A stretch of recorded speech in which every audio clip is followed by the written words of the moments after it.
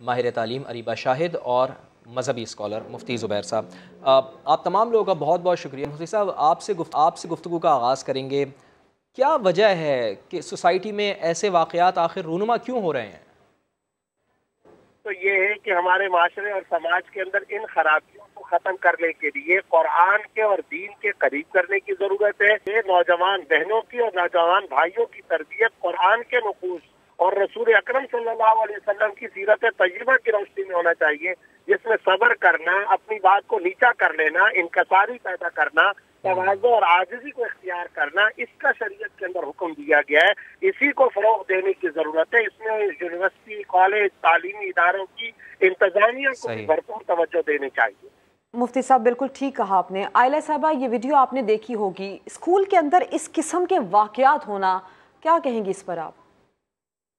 Analysis یہی ہے کہ اکثر ایسا ہوتا ہے کہ طلبہ جو ہے وہ گروپ کی شکل میں اختیار کر کے کسی کو ٹارگٹ اس طریقے سے کر رہے ہوتے ہیں۔ تو اس کے اندر جو بچے کر رہے ہیں ان کو بھی کاؤنسلنگ کی ضرورت ہے اور دیکھنے کی ضرورت ہے، ان کے پیرنٹس سے بات کرنے کی ضرورت ہے، اور ظاہر ہے جو وکٹم ہے اس کے اندر، جس کے اوپر تشدد کیا جا رہا ہے، اس کی بھی ظاہر ہے ذہنی کیفیت کے اوپر ہی اثر انداز ہوتا ہے، تو ان کو بھی کاؤنسلنگ کی ضرورت ہے۔ یہ چیز بڑھتی جا رہی ہے، ظاہر ہے اسکولوں میں ہوتی ہے، اور اب سوشل میڈیا کی وجہ سے یہ سامنے آ رہی ہے۔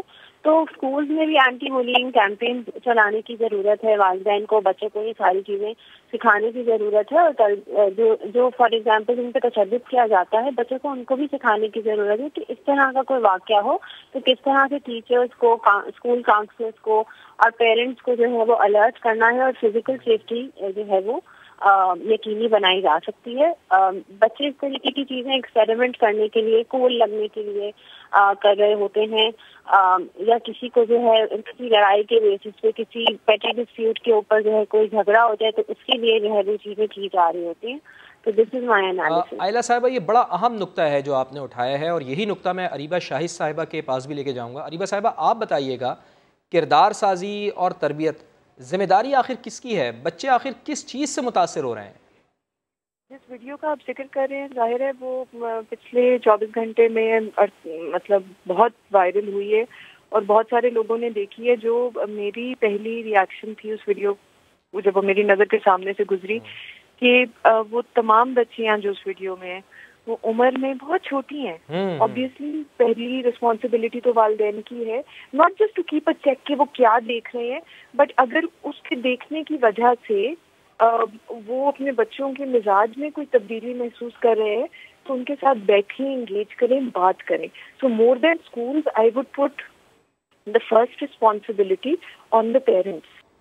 بالکل، جس ڈائریکشن میں ہم گفتگو کر رہے ہیں، عائلہ صاحبہ یہ بھی ہمیں بتائیے گا کہ اس طرح کے واقعات کو روکنے کے لیے پیرنٹس اور ٹیچرز کو کس طرح کا کردار ادا کرنا پڑے گا؟ بچوں کی کاؤنسلنگ یہ کتنی ضروری ہے؟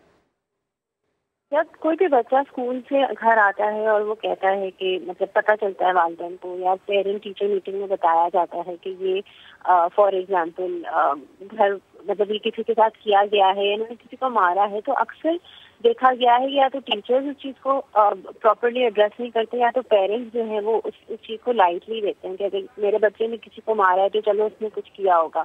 اس ٹائم پہ پیرنٹس کا بھی بڑا رول ہوتا ہے کہ اگر آپ کو کسی کی چیز پسند نہیں آئی تو this is not the way to show aggression, میں کسی کو آپ نے بلی نہیں کرنا، اور اسی طریقے سے احساس، ایمپتھی، یہ ساری چیزیں آپ نے ڈیولپ کرنی ہوتی ہیں بچوں کی ڈیولپمنٹ کے اندر، جو کہ ہم ایز اے معاشرہ بھی لیک کر رہے ہیں۔ آپ دیکھتے ہوں گے کہ یہ کافی موب ٹائپ کی مینٹالٹی ہے۔ نمبر 1 تھنگ بینگ کہ آپ ٹالرنس کریٹ کریں اپنے سراؤنڈنگ میں لوگوں کی، اور ایک ہیلپنگ ایٹیٹیوڈ کی طرف جائیں، اور جب اسپیشلی پیرنٹس دیکھ رہے ہیں کہ بچوں میں ایک اگریشن ہے یا اس طرح کی طرف کوئی چیز جا رہی ہے تو اس کو ایڈریس کریں بفور کہ it gets too late, like in this case.